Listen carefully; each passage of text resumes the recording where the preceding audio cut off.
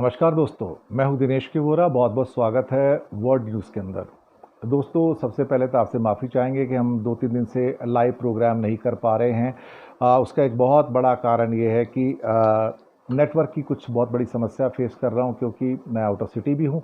तो जहां पर हूं वहां पर मुझे नेटवर्क प्राप्त नहीं हो रहा है और बहुत मुश्किल से प्राप्त हो रहा है। इसके कारण काफ़ी हद तक परेशानियां हैं, लेकिन फिर भी कोशिश रहती है कि मैं आपके साथ जुड़ूं। तो आप सबको आदाब, नमस्कार, सत श्री अकाल और good evening.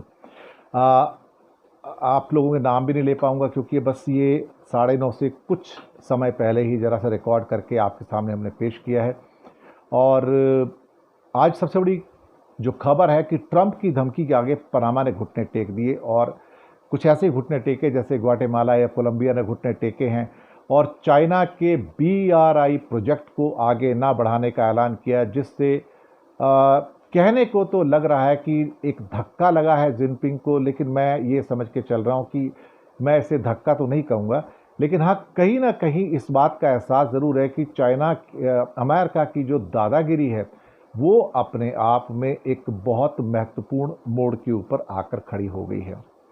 Belt and road initiative के अंतर्गत जो पनामा कैनाल का जो मैनेजमेंट था रन करने का, वो चाइना के पास था। वैसे भी लैटिन अमेरिका के अधिकतर पोर्ट्स जो थे वो सारे के सारे चाइना के पास ही ऑपरेट होने के लिए, और बीच में पेरू का जो मेन एक पोर्ट आया, जो कि अमेरिका की आकांक्षाओं के ऊपर एक बड़ा धक्का है।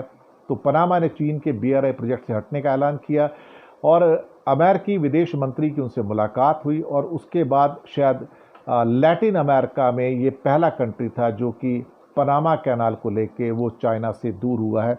अमेरिका की विक्ट्री तो मानी जाएगी, लेकिन शायद इसके पीछे एक बहुत बड़ा हाथ ये भी है कि कहीं ना कहीं जो मुझे महसूस हुआ है, और वो ये है कि जो डर है, जो खौफ है अमेरिका का, एक किस्म से कहा जाए तो ऐसा लगता है कि जैसे बहुत बड़ी दादागिरी के द्वारा वो किसी को भी हड़प कर लेना चाहता है।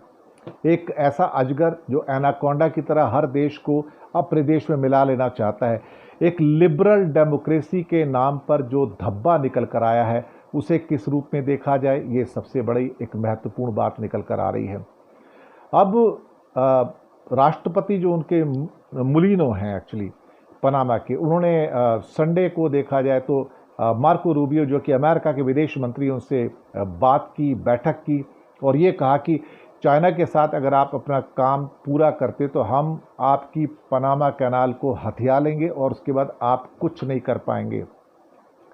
चाइना दरअसल अपनी बॉर्डर रोड इनिशिएटिव के द्वारा वो दरअसल एक किस्म से जो इंफ्रास्ट्रक्चर ढांचा है उसको काफ़ी मदद करता है, और ये कोशिश करता है कि वहाँ पर पोर्ट्स हों, एयरपोर्ट्स हों, सड़कें हों, हाईवे हों, फैक्ट्रीज हों, क्रिटिकल मिनरल्स की माइंस हों, मिनरल्स हों, उन सब को सहयोग देता है और फंडिंग भी करता है। और इसके लिए आज की डेट में देखा जाए तो लैटिन अमेरिका हो या फिर अफ्रीकन कॉन्टिनेंट हो, वो बिल्कुल और बिल्कुल इस समय चाइना की पूरी तरह से गिरफ्त में आ चुका है। पर हाँ, एक बात तो मानने की है ना यहाँ पर, और वो ये है कि चाइना के बढ़ते हुए प्रभुत्व से बहुत सारे लोग कर्जे में डूब जाते हैं, और भारत का पड़ोसी श्रीलंका इसका उदाहरण है, पाकिस्तान उसका उदाहरण है, इसके अलावा और भी कई देश ऐसे हैं जो कि इवन मालदीव्स इसका उदाहरण है। और 2017 की बात है जब पनामा जो था BRI प्रोजेक्ट से जुड़ा था, और अब इसका रिन्यूअल नहीं किया जाएगा।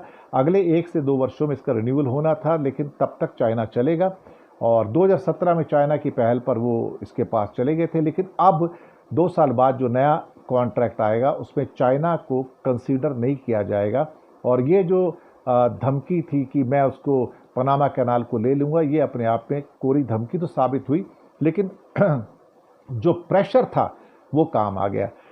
डोनाल्ड ट्रंप ने मांग की थी कि नहर का नियंत्रण अमेरिका को वापस सौंप दिया जाए, क्योंकि अमेरिका ने 1999 के अंदर ये जल मार्ग जो था वो पनामा को सौंप दिया था। उससे पहले अमेरिका और पनामा की जॉइंट ओनरशिप थी। लेकिन अब जो भी है, आपके सामने जो रिजल्ट्स निकल कर आ रहे हैं, और अमेरिका के जो विदेश मंत्रालय हैं उनकी जो बैठक हुई है उसने भी स्पष्ट किया है कि हम अभी तत्काल कोई कदम नहीं उठाएंगे, और हम चाहते हैं कि हमारी जो मुलाकात पनामा के प्रेसिडेंट से हुई है वो पॉजिटिव रही थी और रेस्पेक्टेबल है, और इस संधि को कोई खतरा नहीं है। और मुझे लगता है कि पनामा का BRI से बाहर होना जिनपिंग के लिए तो खतरा है, लेकिन मुझे ऐसा लग रहा है कि शायद ये उसके लिए खतरा नहीं है जिसे आप कह सकते हो कि अमेरिका या पनामा के लिए। लेकिन एक नया टोन तो सेट हो ही गया इसके अंदर, और ये जो टोन सेट हो रहा है ये अपने आप में बहुत बड़ी चीज़ है दुनिया के अंदर।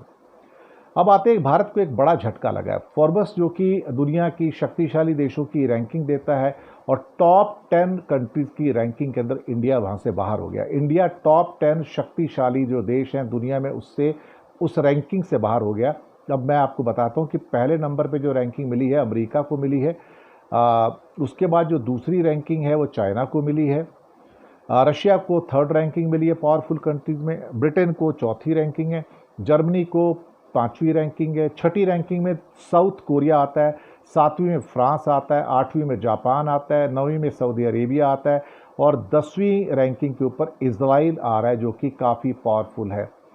अब इसके लिए जो 5 बड़े पैमाने जो इस्तेमाल किए गए वो भी मैं यहाँ पर बताऊँगा कि क्यों भारत यहाँ से बाहर हुआ, और इसमें उसके जो नेता हैं वो कैसे हैं, उसका प्रभाव क्या है, उसकी आर्थिक स्थिति क्या है, उसका राजनीतिक प्रभाव क्या है, और उसका इंटरनेशनल जो मैनेजमेंट है, जो गठबंधन है वो कैसा है, और उसकी सेना।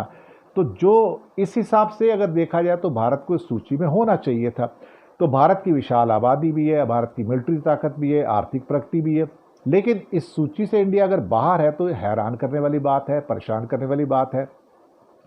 लेकिन सवाल ही पैदा होता है कि कई लोग जो इसके ऊपर अब क्या कहते हैं, क्वेश्चन रेज कर रहे हैं कि भाई फोर्ब्स की जो रैंकिंग है इसको हम एक्सेप्ट कैसे करें, हमें क्या पता कि ये सही है, गलत है, कैसा है। पर अल्टीमेटली कहीं ना कहीं इस बात का एहसास होना शुरू हो गया कि भारत अभी भी शायद डेवलप्ड देशों की उस रैंकिंग में नहीं खड़ा है, या उस पावरफुल नेशंस की क्या कहते हैं कि रैंकिंग में नहीं खड़ा है जहां पर ये सारे देश हैं। अब इसमें से अमेरिका हो गया, चीन हो गया, रूस है, यूके और फ्रांस, ये 5 तो पूरे के पूरे एटॉमिक एनर्जी वाले कंट्री है। एटॉमिक एनर्जी तो इंडिया भी है, लेकिन जर्मनी और दक्षिण कोरिया जो हैं ये एक किस्म से कहा जाए तो बहुत ही पावरफुल इकॉनमी भी हैं। फ्रांस पावरफुल इकॉनमी है, जापान पावरफुल इकॉनमी है, सऊदी अरेबिया को इसमें शामिल किया गया है, 9वें नंबर पे आता है। और सऊदी अरेबिया की इकॉनमी हालांकि $1.14 ट्रिलियन की, इंडिया से तो कम ही है, 1/3 है, लेकिन इंडिया का बाहर होना थोड़ा मुझे भी हैरान कर गया कि इंडिया होना चाहिए था उसके अंदर। पर चलिए ठीक है, अब जो भी है हमें स्वीकार तो करना पड़ेगा जैसे भी था। लेकिन इंडिया का फोर्ब्स की मोस्ट पावरफुल नेशन की लिस्ट से बाहर आना एक बड़ा झटका तो हम उसको कहेंगे।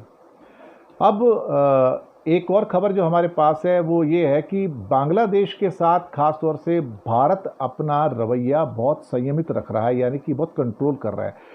जितने प्रोवोकेशंस बांग्लादेश से जो भी निकल कर आ रहे हैं, इंडिया शायद उसका उतना जवाब नहीं दे रहा है। सरकार जो भारत की है वो जवाब नहीं दे रही है, और बड़ी एक बैलेंस्ड डिप्लोमेसी के हिसाब से वो काम कर रही है। मुझे भी इस बात का एहसास हो रहा है कि शायद कहीं ना कहीं भारत वक्त का इंतज़ार कर रहा है। भारत कोई भी अनजाने में कोई भी ऐसा स्टेप नहीं लेना चाहता जिसके द्वारा कि हमारे अच्छे संबंध जो रहे उसके ऊपर कोई आंच आ जाए, या फिर ये कहा जाए कि उसके द्वारा कोई हमारे संबंध जो अभी अच्छे खासे बिगड़े हुए हैं उसके अंदर कोई दरार आ जाए। भारत और बांग्लादेश की जो सीमा है 4000 किलोमीटर से ज़्यादा है, ऑलमोस्ट 4096 किलोमीटर की।